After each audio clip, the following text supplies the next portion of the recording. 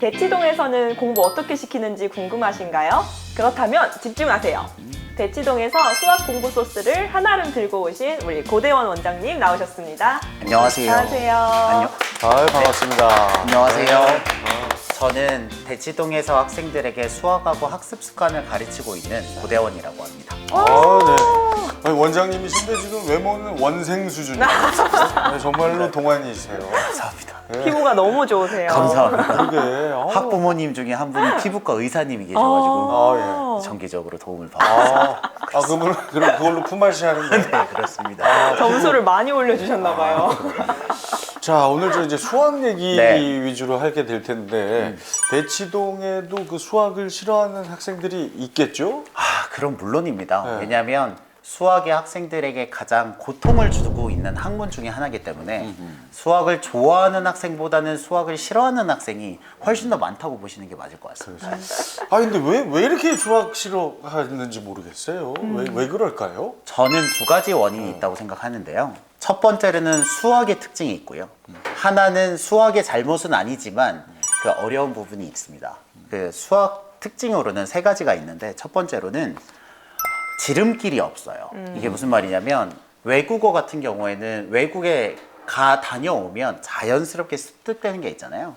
근데 수학은 되게 추상적인 학문이라 어느 나라에서 언제 공부해도 힘이 듭니다.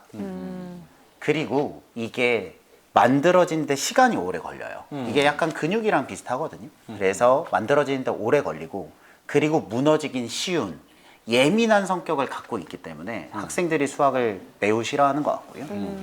반대편으로는 이게 수학 전공자들이 굉장히 억울해하고 있는 건데 수학은 재밌는데 아무리 재밌는 것도 중간고사, 기말고사, 시험 단원평가 친 다음에 너희리 왜 이리 못했니 이렇게 쪼으면 어떤 과목도 싫어질 수 있습니다. 그래서 학생들이 싫어하는 원인 중에 많은 경우는 수학 잘못이 아닌데 시험을 치기 때문에 생기는 어려움이 있다고 생각합니다. 근데 사람들은 모르죠. 그게 두 개가 섞여 있으니까. 수학 잘못은 아니다. 수학 잘못이 아닌 것도 있다. 라는 겁니다. 말 자꾸 그렇게 바꾸세요. 수학 잘못도 있지만 100% 수학 잘못은 아니다. 라는 말씀입니다. 그만큼 인정합니다. 그렇습니다. 그러면 이렇게 수학을 조금 싫어하게 된 아이들, 수학을 네. 포기하게 된 아이들에게 다시 흥미를 불어넣을 수 있는 방법이 있을까요? 저는 개인적으로 학부모님들에게 꼭 드리고 싶은 말씀이 수학에 흥미가 없는 아이를 수학에 흥미를 갖게 만드는 일은 매우 어렵습니다. 내가 이 사람이 싫은데 싫은 사람을 좋아하게 만드는 건 되게 어렵잖아요. 그럴 때 제가 드리는 가장 큰 조언은 잘하게 만들면 된다는 겁니다. 이게 학생들이나 저는 이제 공부 잘하는 학생들을 많이 보면 그 기억을 거슬러 올라가다 보면 쪽지 시험을 다 맞았더니 선생님이 칭찬을 해줬거나 어머니가 치킨을 사줬거나 이런 기쁨 때문에 공부를 지속하는 경우들이 많거든요. 처럼 수학이 어차피 싫다면 수학을 제대로 연습을 해서 성과가 나오고 성적이 오르고 사람들에게 칭찬을 받으면 그럼 좋아진다고 생각합니다. 야, 근데 수학이 싫은데 그걸 잘하게 하기가 더 어렵지 않을까? 예를 들면 이런 거죠. 우리가 헬스를 할 때 운동을 하는 게 어렵잖아요. 근데 운동이 고통스러운데 이 고통스러운 거를 억지로 즐기게 하면 더 어려우니까 그냥 내가 이런 몸을 만드는데 이런 정도의 어려움이 있고 이런 트레이닝이 있어서 시간이 지나면 될 거야 라는 믿음만 주면 몸이 좋아지면 사람들이 몸이 좋네요, 짱이에요, 멋져요 그렇게 하면 그 뒤부터는 좋아질 수 있다는 거죠. 수학도 마찬가지로 학생들이 기본적으로 정확한 방법에 의해서 성과가 나고 실력이 좋아지면 그걸 자기가 알거든요.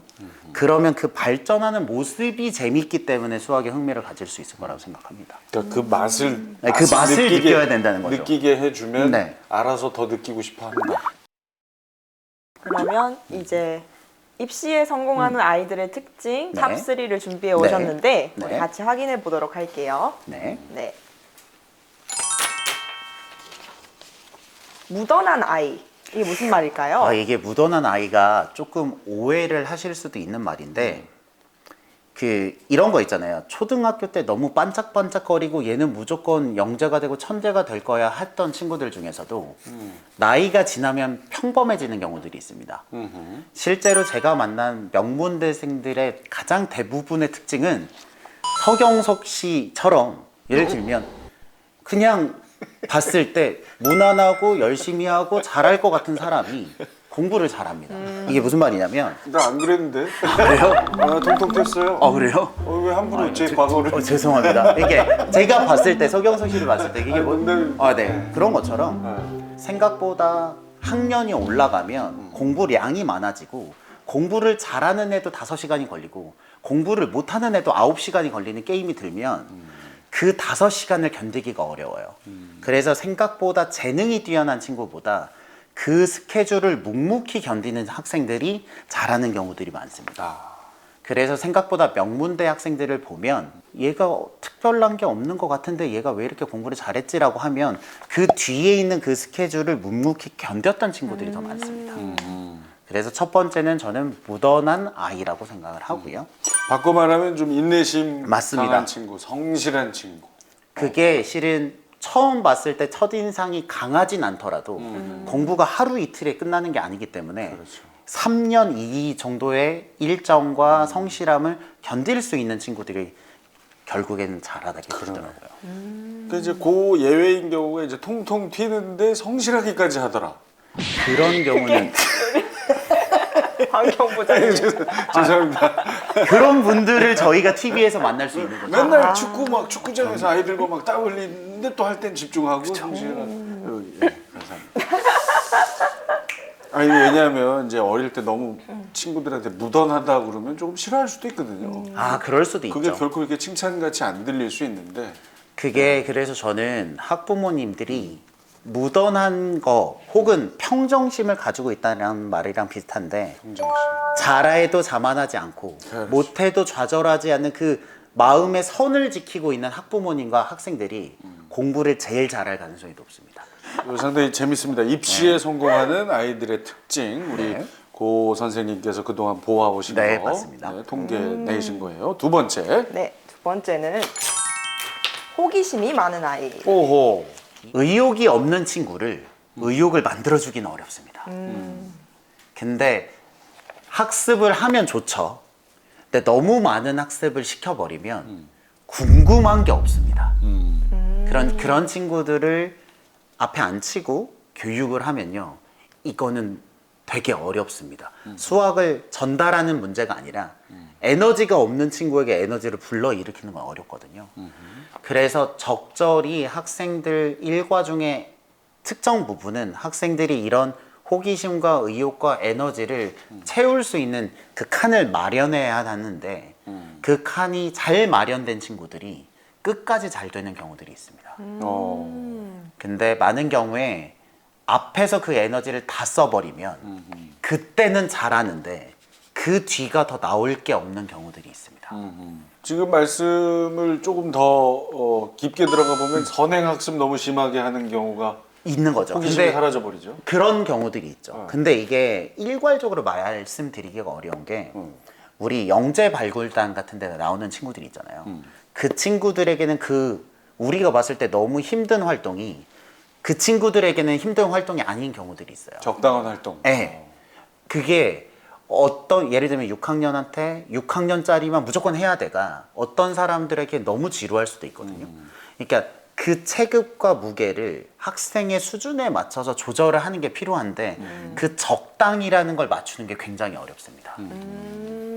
근데 그거를 무시하고 달리면 나중에는 그 학생이 힘들어할 때 그 상황을 타개할 만큼의 에너지가 없기 때문에 서로 굉장히 고생하는 경우들이 있습니다. 그렇군요. 그러니까 이 호기심이 많은 아이는 기질적으로 호기심이 많은 아이일 수도 있고 네. 환경이 호기심을 맞아요. 많게 계속 유도해 줄 수도 있는데 그 호기심을 짓밟아 버리는 버리면 안 어떤 된다. 형태는 네. 금물이다. 네, 그렇습니다. 그러네요. 그래서 저는 추천을 드리는 건 한 스푼, 그러니까 학생이 낼 수 있는 맥시멈의 90% 이상을 넘지 않는 걸 추천드리긴 합니다. 그게 근데 부모님이 되게 답답해 하세요. 왜냐하면 얘가 더 할 수 있을 것 같거든요. 아하. 근데 그 마지막 한 끗을 남겨두는 게 굉장히 어렵지만 필요하다고 생각합니다. 일부러라도 남기면서. 네, 남겨야 됩니다. 왜냐하면 급하게 100을 다 쓸 때가 있거든요.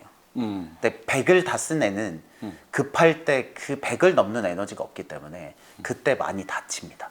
그럼 원장님 센터를 운영하고 계시다고 네. 했는데 이 아이는 딱 요 정도까지 해줘야겠다는 그 판단을 어떤 식으로 내리시나요? 기본적으로는 그 나올 때 여러 가지 지표들이 있죠. 우리가 학생들 가르치면 알겠지만 따라 나오는 말이나 행동이나 선생님에게 대하는 생기나 그리고 뭐 정량적 평가로는 성적도 보고요. 그래서 저희 같은 경우에는 투 트랙으로 기본적으로 모든 학생이 하는 과정이 있고요. 거기에서 좀 더 해보고 싶은 학생에게 추가적으로 온라인 과정을 조금 더 주는 학생들이 있습니다. 그러니까 일반 친구한테 이걸 다 주면 너무 많고 기본적으로는 80점 정도의 로드로 가고 어떤 친구들은 거기서 10 정도를 더하는 과정을 선택적으로 운영하고 있습니다. 우리 저 고대원 선생님은 그 어른이시지만 상당히 호기심이 많은 어른인 것을 저는요. 네, 제가 아까 대기실에서 그렇습니다. 이 제작사의 어떤 촬영 장비 완전 관심 이걸 많죠. 아주 관심 있어 하시고 그렇습니다. 막 가격도 막 궁금해 하시는 것 그렇습니다. 같고 왜냐면 도대체 왜 그러시는 거예요? 제가 전자장비나 이런 것들에 관심이 많고 실제로 채널을 운영해 보면서 저런 장비들이 전문가용이고 가격이 얼마고 그리고 이런 거를 어떻게 환경을 세팅해야 이 방송이 원활하게 되는지에 대해서 한번 공부해 보니까 너무 어렵더라고요. 근데 여기 왔는데 이게 다 갖춰져 있으니까 되게 놀랐습니다. 그렇죠. 진짜입니다. 끝나고 저 더 물어보고 가세요. 그러니까요. 네, 그럼 마지막 세 번째. 주특기가 있는 아이. 이게 주특기가 있는 아이에 대해서 간단히 설명을 드리면 사람들이 오해하고 있습니다. 공부를 잘하는 학생에 대해서. 필기도 잘하고 선생님 말씀도 잘 듣고 개념 이해도 빠르고 문제풀이도 잘하는 그 모든 걸 다 잘한다고 생각하거든요. 근데 실제로 학생들을 직접 가르치다 보면 필기를 굉장히 잘하는 친구들은요. 이해도가 낮은 경우들이 있어요. 왜냐면 글씨를 예쁘게 쓰잖아요. 반대로 이해도가 굉장히 빠른 친구들은 필기를 잘 안 해요. 왜냐면 머릿속에 있거든요. 그게 무슨 말이냐면 주특기 한두 개가 매우 뛰어나고 나머지 단점을 커버해서 얘가 공부를 잘하는 거지 모든 기술을 다 잘하는 게 아니거든요. 그런 면에서는 학부모님들은 내가 잘하는 우리 아이가 잘하면 못하는 부분이 너무 보이니까 이것도 다 맞추라고 말씀들을 많이 하시는데 생각보다 강점 한두 개로 살아가는 경우가 많습니다. 그래서 우리 아이가 주특기 한두 개로 승부를 본다라고 생각을 하시면 그 한두 개가 무엇이 될지를 고민을 해보시는 게 훨씬 더 합리적인 선택이라고 생각합니다. 그렇군요. 꼭 저 명심하셔야 될 게 한두 개 잘하는데 네다섯 개 잘하게 만들려는 욕심 네. 그거 버리시는 게 그것 때문에 한두 개의 장점이 깨지는 경우들이 깨질 수 있거든요. 축구 선수들도 다 잘하는 거 아니고 패스 잘하는 사람이 있고 슛 잘 넣는 사람이 있잖아요. 근데 그거를 다 잘하는 사람은 없는 거죠. 박지성 만들 수 없다. 그렇죠. 네, 멀티플레이. 네. 제가 이제 그 글씨를 잘 쓰면서 이해를 잘했다. 네. 정말 오늘 저 시청자 여러분 재수 없으시겠어요. 두 개 정도는 같이 네. 잘하는 사람이 있을 수 있어요. 그렇게 두 개를 잘해서 공부를 잘하시는 거고 어떤 아이들은 관계가 좋아서 친구들에게 잘 물어보고 설명하고 대답이 좋아서 관계가 좋아서 성적이 잘 나오는 애들도 있습니다. 그러니까 애들마다 그게 공부를 잘하는 방법이 조금씩 다르기 때문에 한두 개를 주특기를 뭘로 키워줄까를 고민해 보시는 게 좋은 것 같습니다. 요즘 저 선행학습은 막 필수다 뭐 이런 얘기들 많이 하는데 대치동은 어떻습니까? 보통 몇 학년 때 어디까지 시켜요? 이게 학생별로 다릅니다.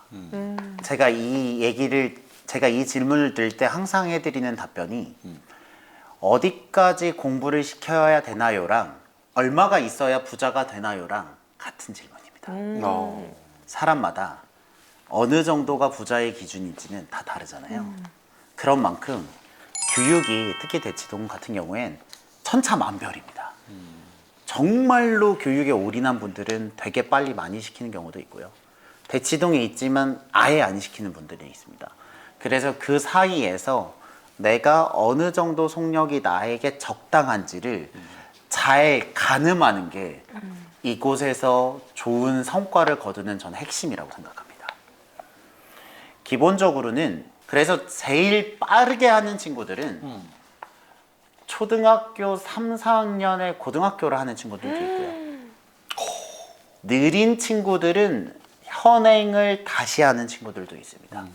그렇게 말씀드리면 위와 아래가 차이가 굉장히 크다는 걸 말씀드릴 수 있을 것 같습니다. 엄청 차이 나죠. 아니 뭐 물론 그저 개인 차이가 있겠지만 그래도 그냥 일반적으로 그래 뭐, 네, 그렇게 말씀을 드리면 네. 대개의 경우는 중학교 수학을 언제 시작하냐가 되게 기준이 됩니다. 왜냐면 초등학교 과정일 때는 무시해서가 아니라 연산의 연속인 경우들이 있기 때문에 그래서 중학교 수학 시작을 기점으로 삼는 경우들이 많은데 중학교 시작을 6학년 때 하면 조금 마음이 바쁜 것 같고요. 5학년 때 시작하시면 적정하다고 좀 느끼시는 것 같고요. 그 이전에 시작하시면 조금 빠르다 정도로 대략적으로 생각하셔도 괜찮을 것 같습니다. 그쵸, 그 정도입니다. 지금 생각해보고 계시죠? 자녀분의 지금 그 속력을 생각해보고 계셨죠? 아니 저는 선행학습 안 하자주의라서 기본적으로. 저는 뭐 생각이 없는데 제 딸이 몇 학년인지만 한번 계산해봤어요. 우리 아버님 때와 저 때도 그랬고 선행을 안 하고 공부를 잘하는 케이스가 많았습니다. 우리 때는 선행이 없었어요. 그런 아예 없었죠. 단어조차 없었어요. 그렇죠. 근데 저는 그때마다 무슨 말씀을 드리고 싶냐면 우리 아버님이 집을 구하실 때는 이 정도 힘들지 않았습니다. 아파트 가격이라고 생각하시면 이게 얼추 비슷합니다. 기성세대 분들은 나 때는 일을 열심히 하면 무조건 집을 샀어 라는 공식이 통용됐고 지금 20, 30대에게는 그 말들이 조금 더 멀게 느껴지는 것처럼 그때보다 지금 공부의 수준과 경쟁의 정도가 심해진 건 사실입니다. 그래서 선행을 아무것도 안 하고 생짜로 와서 공부를 했을 때 예전보다는 성공 확률이 낮아진 건 사실입니다. 그렇습니다. 저희 때 그 선행 단어가 있긴 있었네요. 선행상. 네? 저는 좋은 행동상. 그렇죠. 굉장히 중요한 상 중에 하나. 그 선행상이 반드시 있어야 친구들에게 인정을 받는. 많이 받으셨을 것 저는 같은데요. 뭐 단골이었죠.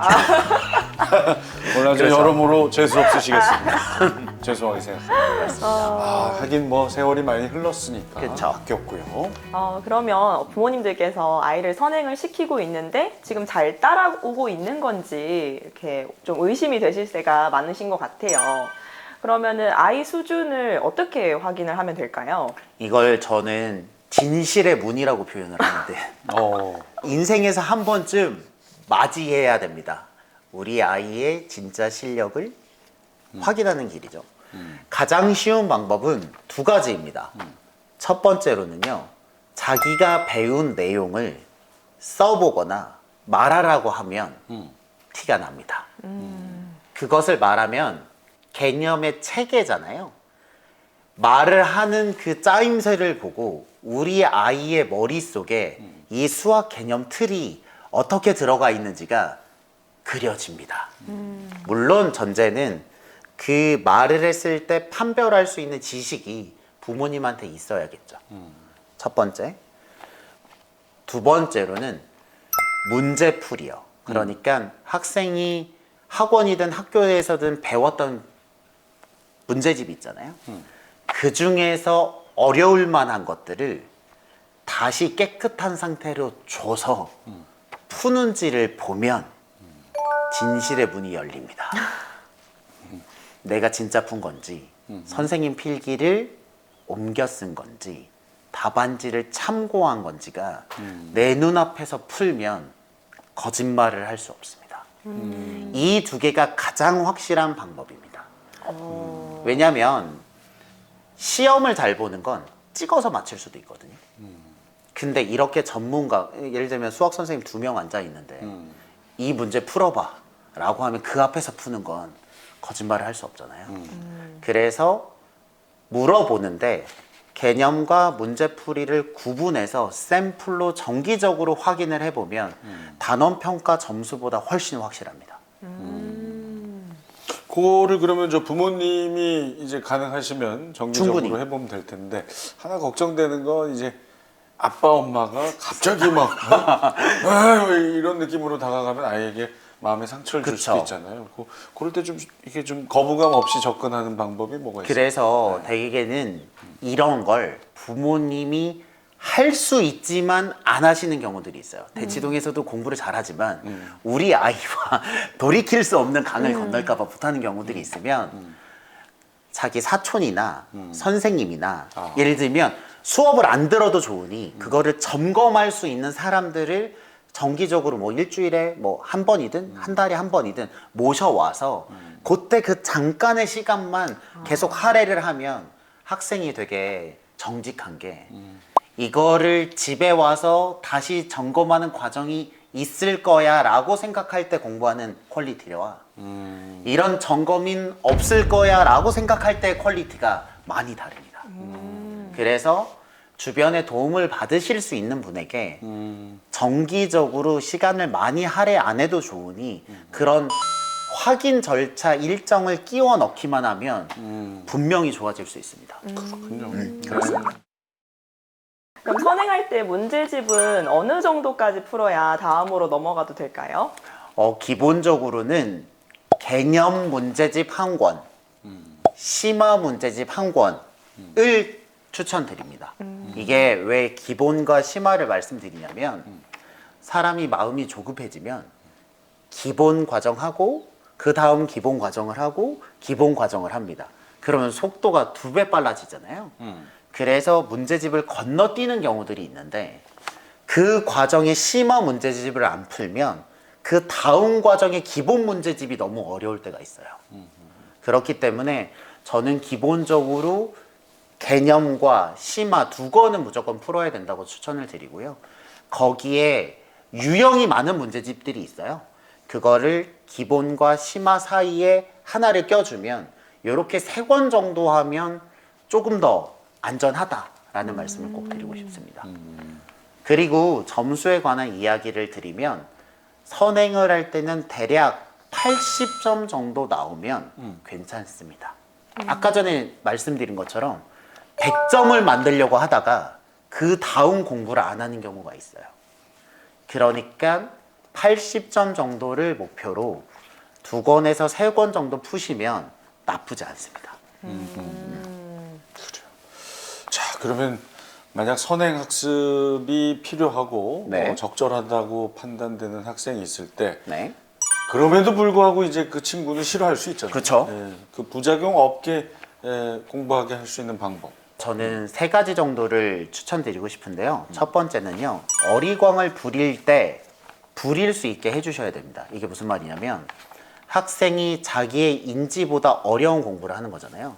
그럼 무조건 그 감정이 어딘가에 분출이 돼야 됩니다.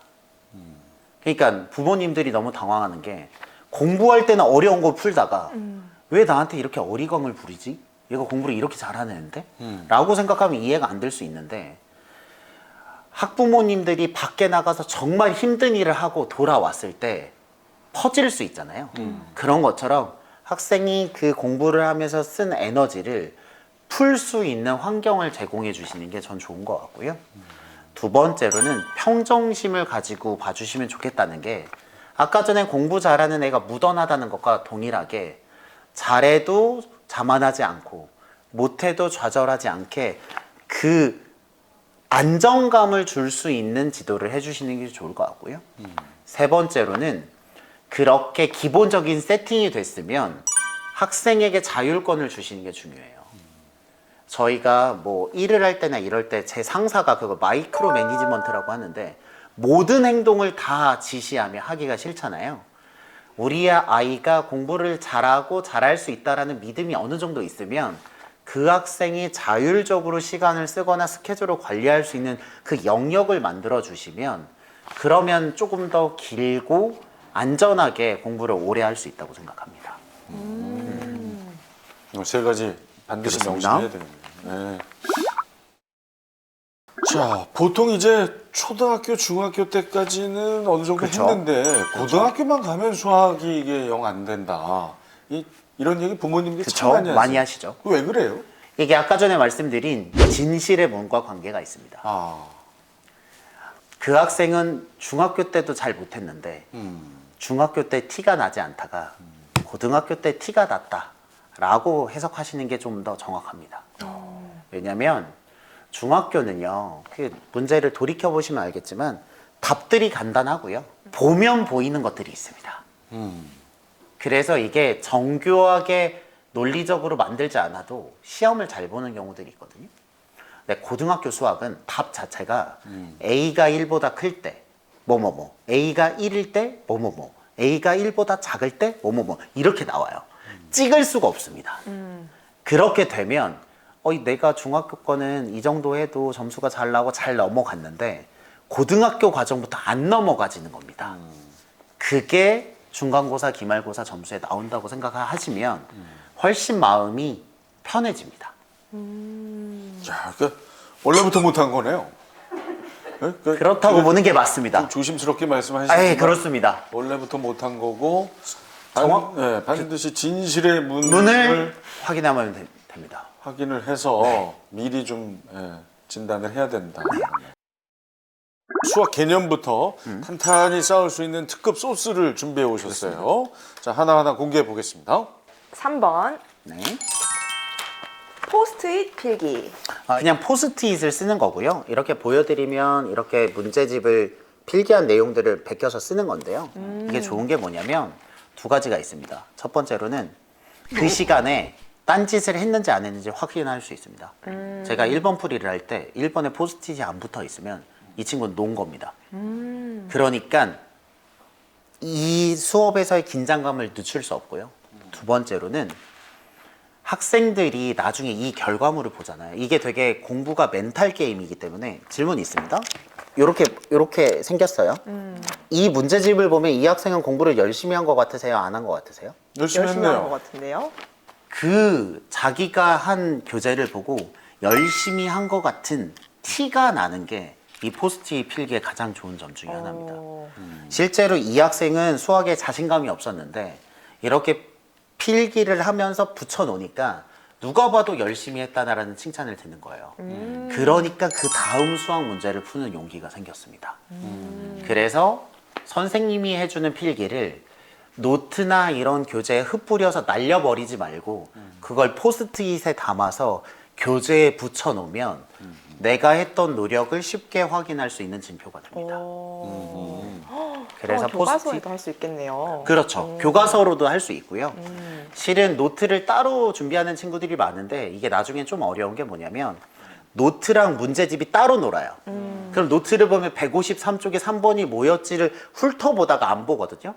그럴 거면 포스트잇에 써서 그냥 그 자리에 계속 붙이면 그 자리를 복습하게 되면 내가 무엇을 풀었는지 확인할 수 있습니다. 좋네요. 네, 그래서 이걸 추천드립니다. 주의할 점은 접을 때 네, 이렇게 반으로 이렇게 되면 안 되니까 그렇죠. 쫙 펴가지고 이렇게. 그렇습니다.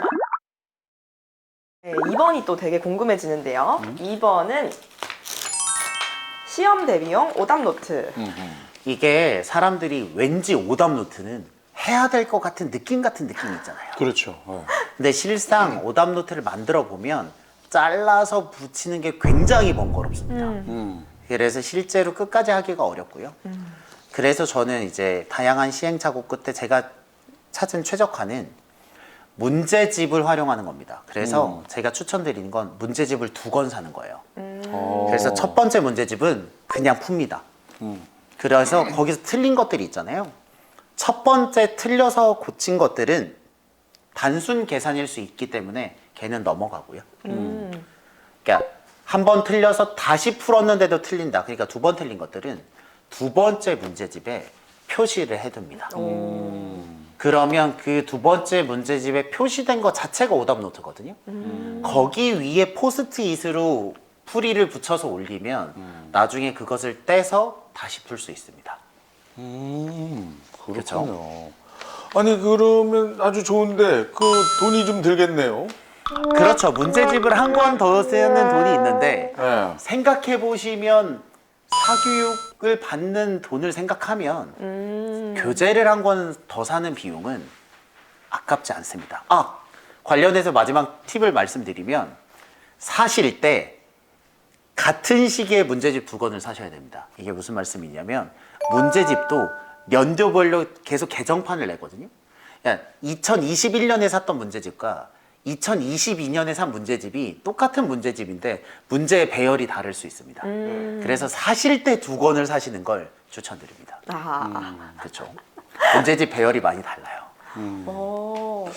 시간 절약이 많이 되겠네요. 그렇습니다. 저도 고등학생 때 오답노트 해봤는데 그 만드는 시간이 오래 걸리더라고요. 그렇게 되면 그 2번째 문제집들을 보관하는 거고 실은 솔직히 말씀드리면 첫 번째 문제집을 푸는 이유의 목적 자체가 내가 나중에 다시 봐야 되는 문제를 고르는 데 있기 때문에 나중 되면 2번째 문제집에 적혀 있는 문제만 풀면 그 문제집을 완벽히 소화했다고 생각하셔도 됩니다.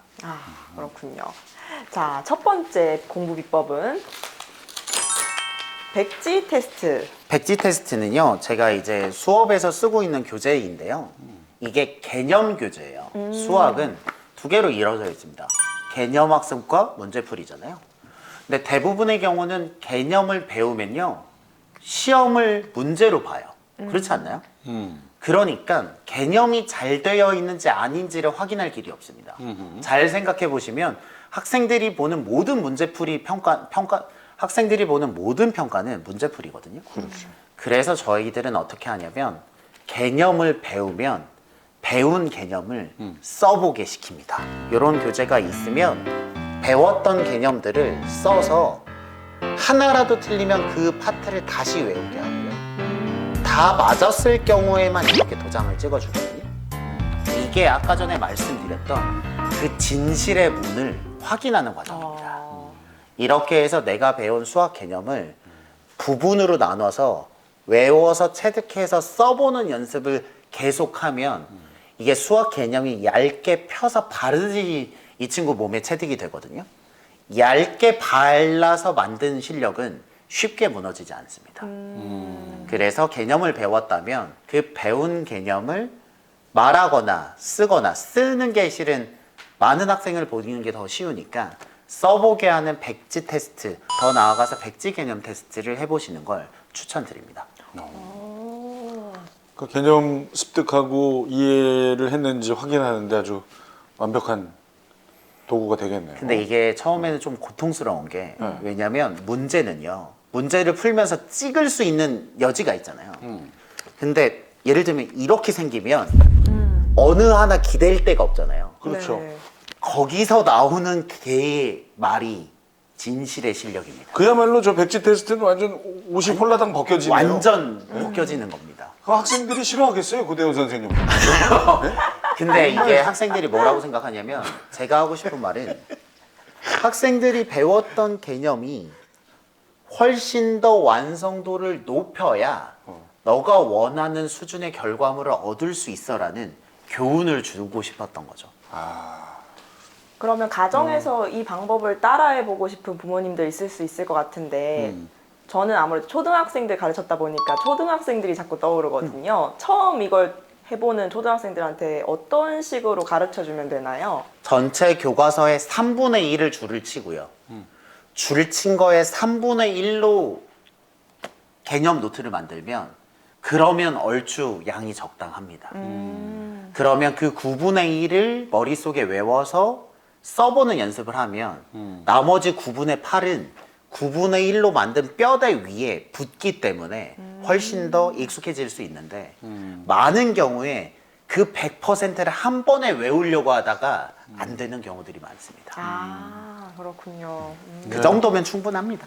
그러니까 학생들이 참 이 단기적으로는 우리 고대원 선생님을 상당히 무서워하고 그럴 수 있죠. 싫어할 수 있겠지만 길게 보면 참 근본적인 어떤 대책을 마련해 주시는 그렇죠. 그런 제가 분이시네요. 하고 싶은 말 중에 하나가 가장 빠른 선행은요. 2번 하지 않는 선행입니다. 그래서 저는 빨리 나가진 않더라도 나간 과정에서 성과가 나올 수 있도록 만들어주는 게 실은 선생님의 가장 큰 역할이 아닌가라고 생각하고 있습니다. 자, 요즘 뭐 네. 고입이든 대입이든 내신이 상당히 중요합니다. 내신 수학은 어떻게 준비하는 게 좋을까요? 내신 수학은 이렇게 생각하시는 게 맞아요. 내가 원래 가지고 있던 이 학습 결과물이 이미 성적의 80% 이상은 만든다고 생각을 하셔야 됩니다. 그러니까 내신을 할 때 대부분의 경우는 배운 걸 다시 하는 거잖아요. 그때 처음부터 모든 걸 다시 하는 친구들은 성과가 나오기가 어렵고요. 내가 배웠던 뭐 개념 노트라든지 서술형 풀이라든지 포스트잇이라든지 아까 전에 말씀드렸던 오답 노트 있잖아요. 그런 걸 세팅을 갖고 있는 친구들은 내가 배웠던 지식을 다시 복구하는데 시간이 훨씬 적게 걸리기 때문에 실은 준비 단계에서 80점 이상이 좌우된다고 생각을 하시면 되고요. 그래서 내가 배운 기본 문제집에서 오답을 추출해서 푸는 게 좋고요. 그리고 나서 기본적으로 얇은, 그러니까 개념을 복습할 수 있는 문제집을 하나 풀고 나머지는 기출 문제들을 많이 풀고요. 그리고 마지막 일주일에는 이 포스트잇 오답 노트를 하는 것처럼 내가 풀었던 기출 문제 중에서 틀렸던 것들만 정리를 해서 계속 완성도를 높이는 과정을 하는 게 가장 완성도가 높은 방법이라고 생각합니다. 네, 마지막으로 대치동으로 이사를 할까 말까, 대치동 학원을 보낼까 말까 고민하시는 부모님께 조언 한마디 해주실 수 있을까요? 저는 이 부분에서 항상 드리는 조언이요. 무턱대고 이사 오면 안 된다는 말씀을 꼭 드려요. 이게 어떤 거랑 비슷하냐면 우리 아이가 운동을 좋아하는 것과 프로축구 선수가 되는 건 다르잖아요. 이게 처음에 와서 너무 놀랄 수 있어요. 아닐 수도 있습니다. 그렇기 때문에 제가 정말로 추천드리는 건 주말 특강 같은 게 있어요. 일주일에 한 번. 그러면 3시간 정도 하거든요. 그런 데를 먼저 오는 겁니다. 그래서 요 정도 환경에서 요 정도 애들이 이런 느낌으로 공부를 하고 있구나를 미리 수영장 가기 전에 이렇게 물 뿌려보는 것처럼 사전 활동을 많이 해보시는 걸 추천해요. 그렇게 하다 보면 답이 나와요. 이 학생이 이 환경에서도 충분히 잘할 수 있을 것 같다. 혹은 이 정도 자극은 이 친구에게 너무 아플 것 같으니 내가 있는 지역에서 좀 더 정리를 하고 다음 기회를 노려야겠다라는 게 말하지 않아도 알게 됩니다. 그래서 그렇게 일주일에 한 번 혹은 그게 인터넷 강의가 될 수도 있고 요즘은 온라인 실시간 강의 그러니까 줌으로도 하기도 하거든요. 그러니까 그런 다양한 수단을 통해서 전격적으로 다 옮기기 전에 한번 맛을 보고 괜찮다 싶으면 오시는 걸 추천드립니다. 창업하는 방식하고 똑같네. 맞습니다. 창업도 무턱대고 그게 오픈하는 것보다. 린 스타트업이라고 해서 빠르게 MVP, 그러니까 가장 역할을 하는 제품을 만들어보고 반응이 있으면 각을 잡고 만드는 것처럼 공부도 저는 똑같은 방법으로 접근하시면 성공률이 훨씬 더 높다고 생각합니다. 그렇군요.